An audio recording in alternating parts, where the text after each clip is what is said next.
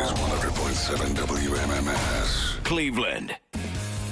Now it's time to give stuff away. Alan is giving some stuff away. I want to go taking a Cavs game 1 week from Sunday. That'd make it March 3rd at the Romo Fijo. The New York Knicks are going to be in town. Cavs-Knicks. Right around the corner from here. Cavs.com always has details on the upcoming games. Regular season ending mid-April, so still plenty of time to take in a game. This pair of tickets for caller number 10. Good luck. Cavs-Knicks, a week from Sunday. 216-578-1007 or 800-348-1007. We now return to something barely worth your time. Already in progress. The whole thing is f***ing pointless. The Alan Cox Show. On 100.7 WMMS.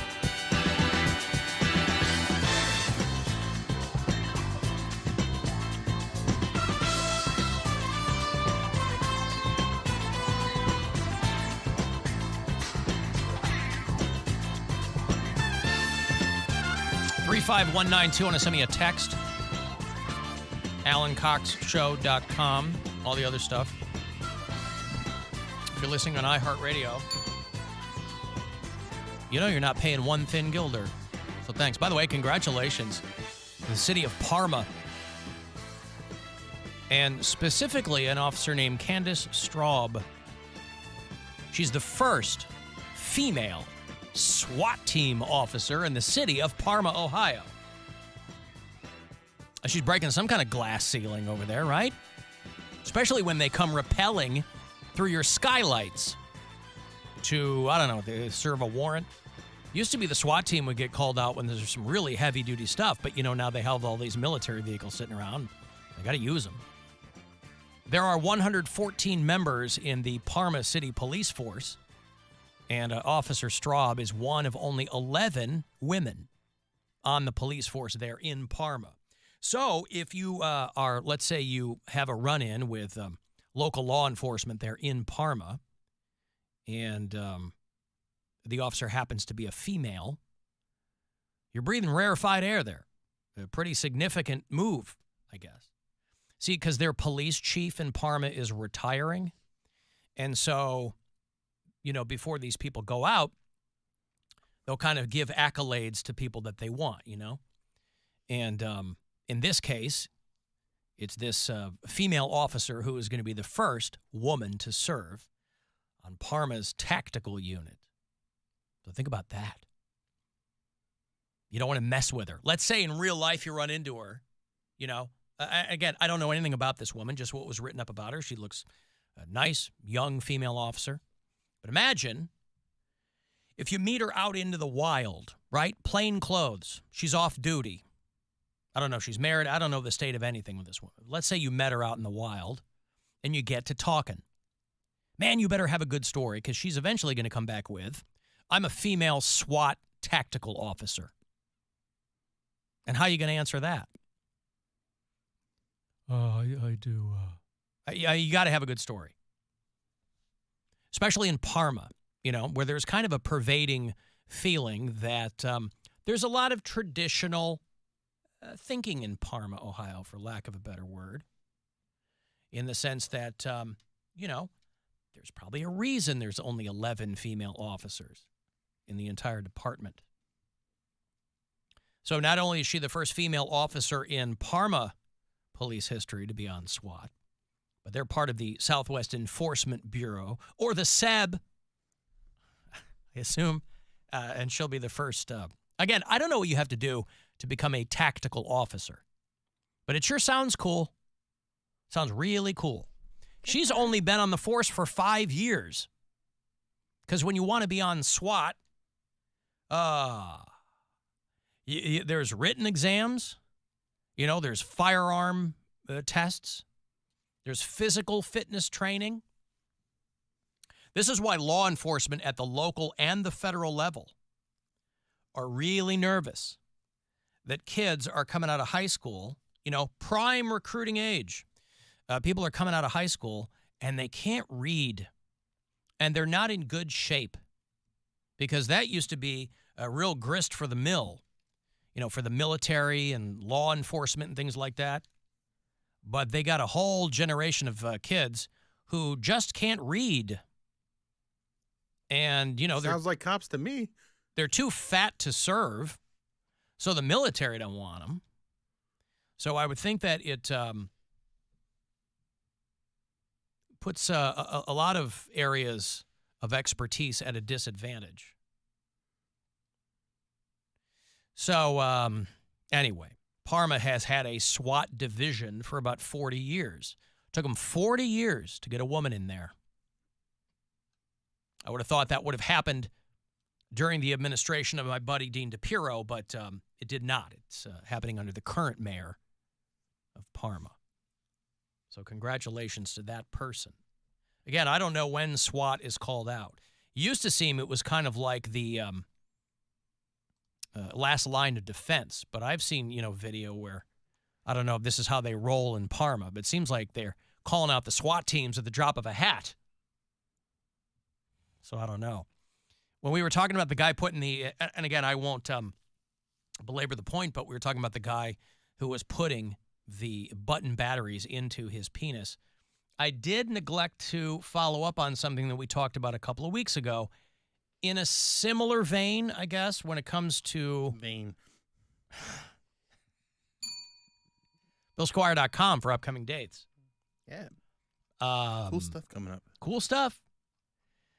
That adult diaper spa that was going to open in Atkinson, New Hampshire, has been denied their permits. Oh, who would have thought that would have happened? Well, this woman, though, is a psychiatrist. She's a trained medical professional. She's like, look, I'm not running a brothel here. I'm not running like a kink shop. She was trying to get people to come around to her way of thinking that this is an important part of someone's maybe mental health education. I don't know. But the town of Atkinson, New Hampshire, could not see their way to it. You've never seen such a packed zoning board meeting. People don't go to these meetings, but you get a town of old crusty white folks, and they don't want anything to do with it. Adults in diapers. Crusty or crispy? I'm going with crusty. Diaper Spa has been denied a zoning permit and will not be allowed to operate the business out of her home. The spa caters to adults who wear diapers and act like children. Residents spoke out against the proposal over traffic, property values, and fears of who would be showing up at the spa. It always comes back to property values, right? And this woman wanted to run it out of her home, her own home. She's like, hey, I'm not asking for new construction permits. I'm going to be running this out of my home. Well, we don't know who's going to be in there. What do you mean you don't know? Grown people who want to dress like babies. They're wearing diapers. You think they're packing heat in there? A different kind of heat. You think they're going to have long guns in their diapers? I can't imagine a less threatening business model than this. Is it utterly ridiculous? Indeed. But I can't imagine something less threatening than that. Well, we don't know who's going to be walking in and out. You literally do. People who are walking in and want me to put them in a diaper. Now, again, I don't know how you arrive at that part of your life either. You go, it made me feel better. Because there's always, in any situation like that, there's always a first step where yesterday you weren't an adult in a diaper. The next day, you are an adult in a diaper. And this woman just wanted to assist those people in whatever their journey is. But the town of Atkinson, New Hampshire, couldn't see to it. Yeah, folks up here don't really cotton to that kind. I can hear it. Can't you hear it in your head? Folks up here don't really cotton to that kind of activity. Pipperidge Farm remembers when there were no adults in diapers. Well, they got the North Atlantic. New Hampshire. No, but they sound more like Bob Marley. Not. Well, he's from Maine. Yeah, but it's that Northeast accent of New Hampshire borders Maine. Right. Yeah. Yeah, but you're not doing that. Pipperidge Farm, remember what? What am I doing? You're making it sound like 20s. you're doing like the 20s. Right. That's when the North Atlantic dialect was at its apex. Right? You go back and watch those old movies? Yeah. I do say. Mm-hmm. Yeah. They're still talking like that. No, they don't. They don't? No. In Atkinson, New Hampshire, folks around here don't really... folks around here don't want a woman's home where adult grown man walking around in diapers. They don't talk like that? I highly doubt it. Wow. Maybe you're right. I just assumed they all still talk like that. It's very unlikely. I mean, regional dialects don't change that much. Bob Marley still talks the way he does. Yeah, but that's more of that Boston dropping your ahs kind of that's an that thing. affectation Yeah. for that girl from Maine called us a while back, and she sounded exactly like that. That nurse from Maine who called from the hospital? I don't believe that she did. You don't? No. You think she was faking? I mean, she may have had. I don't remember what she sounded like, honestly. From Maine. From Maine. Born and raised. Oh yeah. Born and raised in Lewiston, Maine. And how's life? What do you do there in Lewiston, Maine? Oh, I'm sitting right here, my coworker at St. Mary's Lewiston Medical Center. Yeah, she sounds like Bob Boston. Marley. She doesn't sound like. Lewiston Medical Center. Sound like Iggy Azalea. Yeah, she sounds Twisted exactly Beat. like Iggy Azalea. Toothless Beat. Well, anyway, whatever they sound like, their voices have collectively said, no thank you. So that woman, I don't know if it rises to the level of a lifelong dream for her, but she's a medical professional hoping to help a community. Now, these people would, I would imagine, part of their reservations is that this is not a big town. It's not like they're all going to be locals doing this, so people would be coming, theoretically, from far and wide.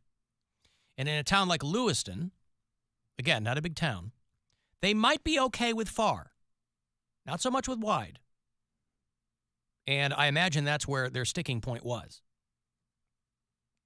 I haven't read the minutes of that particular zoning meeting because I don't really want to, but I did want to follow up on it because I got so many messages from people. I could show you the reams of paper, Bill, when I printed them out. Alan, what happened with the adult diaper spa in Atkinson, New Hampshire? Why would you print it all out? Such Because a waste. I'm wasting paper. It seems like it. Yes. I've got This Week in Jesus. This Week in Jesus. St. Patrick's Cathedral. Mary didn't grow up Catholic, but St. Patrick's Cathedral right there in New York City. It's a massive structure. It's a legendary church. It's beautiful to behold. It's a crown jewel of the Diocese of New York. And they are absolutely outraged over a funeral for a transgender activist. They, the Monsignor over there at this iconic St. Patrick's Cathedral, just beside themselves with rage. A woman named Cecilia Gentili, who was a trans community activist. She was an advocate for people living with HIV and AIDS. She was also an atheist, but she grew up Catholic. And they had a funeral for her at St. Patrick's Cathedral. And the Archdiocese put out a statement at how outraged they were. They called it scandalous. They had a mass of reparation to atone for the funeral and to, quote, cleanse the cathedral. Just like Jesus would have wanted. You know, St. Pat's, Alan, you might be saying to yourself, weren't they named in a child abuse lawsuit a couple of years ago? Why, yes, they were. Oh, wait. How dare this they're the transgender ones that funeral are- yeah. cast a stain on St. Oh. Pat's unblemished record? How dare they? They just got done hosing out the confessionals from that dumb Opie and Anthony bit 20 years ago. But they are positively 25 years ago. beside themselves. Was it that long ago? It was close. what was maybe, the maybe like big 22. I was doing my show in Boston the day they got fired. Maybe 2002. I thought it was 02. Wait, That's what- when Yeah, 02. So it's, yeah. What did I miss? What did they do? Oh, see me after the show. Okay. Yes. They had a contest where people would go around, have sex in public, and then a couple had sex in the vestibule at St. Pat's Cathedral, and that got them in a lot of trouble because when it's they got illegal. fired. Yeah. Yeah. It's one thing to be doing fun, dopey radio bits, but when you're telling people to break the law, that's, not a smart move. So anyway, and then you sent me the story, Bill, about the family move to Russia. This Christian. See, I don't have one single problem with this. So this family that call themselves. I don't have a problem with it. I just think it's hilarious. Well, a lot of people are dunking on them because. Well, okay. So this big family, these they call themselves Orthodox Christians. They're Canadian. They're not coming from here. Mm-hmm. They're a Canadian family. 8 kids, guy and his wife. Is it 8 kids or 8 people in the family? I thought he said 8 children. Okay. Well, yeah. I'll play a clip here because they interviewed them, and they moved to Russia because America's just too woke. Well, Canada was too woke for him. Sorry, Canada. I keep forgetting. This is such an American thing. I keep forgetting they're Canadian. Right. Yeah, he was so worried about the indoctrination that's happening with LGBTQ plus stuff in rural Canada that he's like, I got to move my family to Russia where I'm not going to have to deal with any of that stuff. Well, he is right. He's right. Yeah. Now, there are other things you got to deal with, though. Yeah, a couple other things. But listen, but life is full of compromises and choices and whatever. Yeah. And by the way, most of Canada is rural, right? I mean, it's a huge, huge country. You got Calgary, and you got Toronto, and you got Vancouver, and you got Montreal. Basically, the rest of it is rural. And they do not have a lot of people there, like 30 million people. Right, and mostly concentrated. Well, Canada's not the same country it used to be, and we didn't feel safe for our children there in the future anymore. There's a lot of left-wing ideology, LGBTQ, trans, just a lot of things that we don't agree with that they teach there now, and we wanted to get away from that for our children. Also, for economic reasons, for farming, better opportunities, we felt Russia was best. Russia also has the strength to stand up against Western pressures, and right. So this guy's not a student of history per se. I mean, Russia is basically a gas station with an army. They're not standing up to anyone economically, but he wants to move his family there. I don't see a problem with that. They've decided what they want to do, and they went. Yeah, honestly. They just discovered that things were not going to be as easy as they thought. And so the guy's wife goes on TikTok and's like, I'm ready to go, blah, blah, blah. Well, we didn't think. They froze all their accounts when they got there. Right. And why? Because they probably thought they were a foreign asset or something, and they are hoping to, I'm sure, make them foreign assets for Russia. Mm-hmm. So this guy basically posted a video on YouTube that was kind of like, hey, please don't kill us.